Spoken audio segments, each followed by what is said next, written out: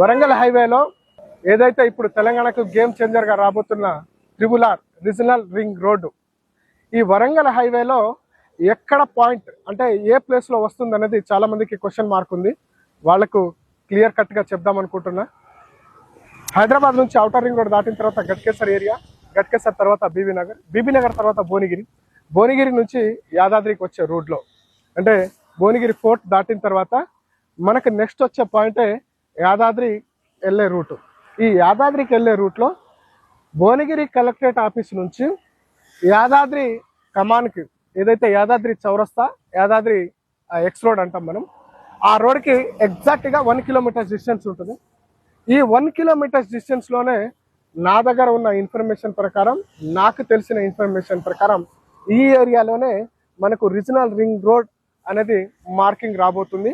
ఈ ఏరియాలోనే మనకు త్రిబుల్-ఆర్ పాయింట్ వేయబోతున్నారు.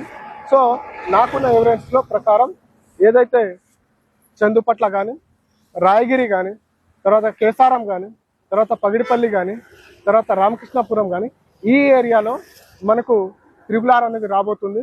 దాదాపుగా 158 కిలోమీటర్ డిస్టెన్స్. ఇది ఈస్ట్ పార్ట్ అంటాం మనం, నార్త్ పార్ట్ ఏరియా. దాదాపుగా గజ్వేల్, తూప్రాన్, నర్సాపూర్, భువనగిరి, చౌటుప్పల్ వరకు ఈ ఏరియాలో మనకు త్రిబుల్-ఆర్ రాబోతుంది. కాబట్టి ఇన్వెస్టర్లకు, మార్కెటింగ్ మిత్రులకు వరంగల్ హైవేలో ఎగ్జాక్ట్లీ త్రిబుల్-ఆర్ పాయింట్ అనేది భువనగిరి కలెక్టరేట్ ఆఫీస్ నుంచి రాయగిరి కమాన్ వరకు మనకు మెయిన్ పాయింట్ రాబోతుంది. కాబట్టి భువనగిరి ఏరియా త్రిబుల్-ఆర్కి లోపల ఉంటుంది.